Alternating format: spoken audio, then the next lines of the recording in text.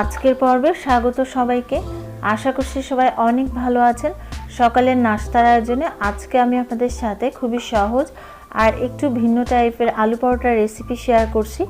এটা বানানো ভীষণ সহজ, কোনো ধরনের ডো বানাতে হয় না, বেলতে হয় না, আর পুর ভরার ঝামেলা ছাড়া খুব সহজেই খুব সহজ প্রসেসে এটা বানিয়ে নেওয়া যায়।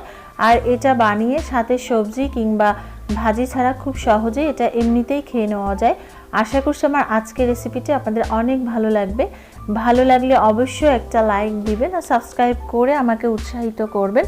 তো কথা না বাড়িয়ে চলুন শুরু করা যাক। আলু পরোটা বানানোর জন্য প্রথমে আমি এখানে বড় সাইজের 2টা আলু সিদ্ধ করে নিয়েছি। আর আলুগুলো সিদ্ধ করে নেওয়ার জন্য ছোট ছোট টুকরো করে কেটে সিদ্ধ করে নিয়েছি। এতে করে খুব দ্রুত সিদ্ধ হয়ে গেছে আর খুব তাড়াতাড়ি সিদ্ধ হয়ে গেছে। আর একটা বিষয় খুব ভালো করে খেয়াল রাখতে হবে, আলুগুলো যেন খুব ভালো করে সিদ্ধ হয়। এরপরে আমি একটা ম্যাশার দিয়ে খুব ভালো করে ম্যাশ করে নিচ্ছি। তবে আপনারা চাইলে আপনাদের পছন্দ মতো যে কোনো পদ্ধতিতে এটাকে ম্যাশ করে নিতে পারেন, চাইলে গ্রেট করেও নিতে পারেন কিংবা হাত দিয়েও ম্যাশ করে নিতে পারেন।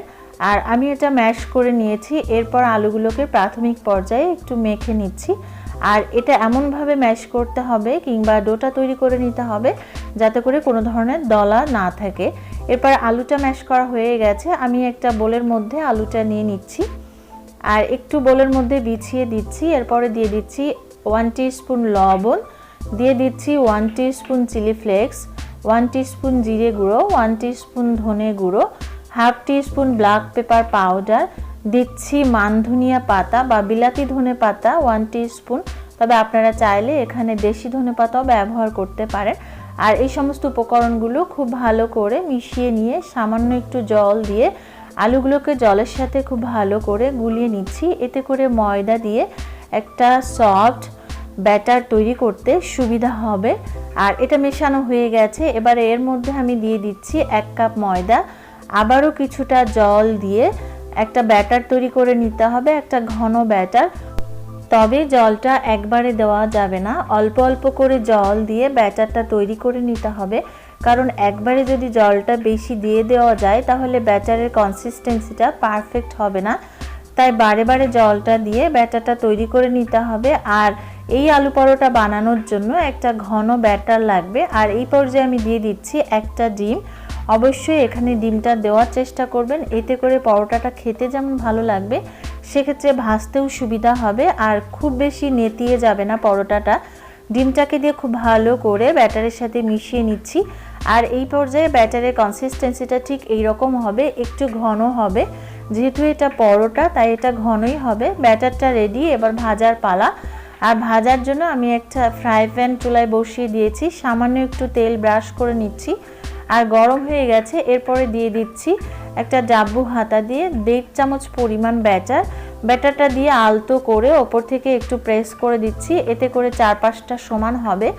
আর এই পর্যায়ে কিছু করতে হবে না, চুলার আঁচটা মিডিয়াম টু লোতে রেখে পরোটার ওপরের অংশটা যখন একেবারে ড্রাই হয়ে যাবে ঠিক সেই পর্যায়ে উল্টে দিতে হবে। আর এই পরোটা ভাজার ক্ষেত্রে খুব বেশি তেল দেওয়ার কোনো দরকার নেই, কারণ খুব বেশি তেল দিলে পরোটাটা খেতে খুব বেশি ভালো লাগবে না। আর উল্টে পাল্টে এভাবে একটু স্প্যাচুলা দিয়ে চেপে ধরলে পরোটাগুলো ফুলতে সাহায্য করবে আর এইভাবে ভাজা হয়ে যাবে। এরপরে এটাকে তুলে নিতে হবে। আবার পরবর্তী পরোটাটা দেওয়ার সময় অয়েল ব্রাশ করে নিতে হবে, তবে খুব বেশি তেল দেওয়ার কোনো দরকার নেই। একই রকমভাবে এই পরোটাটাও ভেজে নিতে হবে। আর এই প্রসেসে পরোটাগুলো ভাজলে সমস্ত পরোটাগুলো একই সাইজের হবে আর দেখতেও অনেক বেশি ভালো লাগবে। আর এই পরোটাটা কিন্তু অনেকটা তুলতুলে আর খেতে অনেক বেশি মজা। যেটা আমি আগেই বলেছিলাম যে এটা খাওয়ার জন্য কোনো ধরনের আলাদা করে সবজি ভাজি বা তরকারির কোনো দরকার নেই, শুধুমাত্র সস দিয়ে কিংবা এমনিতেই এই পরোটাটা খুব সহজেই খেয়ে নেওয়া যাবে। আর একে একে আমি সবগুলো পরোটা ভেজে নিয়েছি। দেখে বুঝতে পারছেন যে এটা কতটা সফট হয়েছে আর এটা খেতে অনেক বেশি মজার। দেখলেন তো কত সহজে তৈরি হয়ে গেল আজকের সুস্বাদু নরম তুলতুলে আলু পরোটা। খুব সহজ প্রসেসে আমি পরোটাটি তৈরি করে দেখিয়েছি। আশা করছি আপনাদের অনেক ভালো লাগবে। ভালো লাগলে অবশ্যই একবার ট্রাই করুন আর কেমন হয়েছে আমাকে কমেন্ট করে জানান। চাইলে ছবি শেয়ার করতে পারেন আমার ফেসবুক গ্রুপে, গ্রুপ লিংক ডেসক্রিপশন বক্সে দেওয়া থাকবে। আর এরকম আরও সহজ ও সুন্দর সুন্দর রেসিপি পেতে চাইলে অবশ্যই একটা লাইক দিবেন, সুন্দর সুন্দর কমেন্ট করবেন, আর বেশি বেশি শেয়ার করবেন, আর সাবস্ক্রাইব করে পাশে থাকা বেল আইকনটিতে ক্লিক করুন যাতে করে সবার আগে আমার ভিডিওগুলো আপনার কাছে পৌঁছে যায়। কারণ আপনাদের লাইক, কমেন্ট, শেয়ার, সাবস্ক্রাইব আমাকে অনেক বেশি আনন্দিত করে। সবাই খুব ভালো থাকবেন। Thank you so much.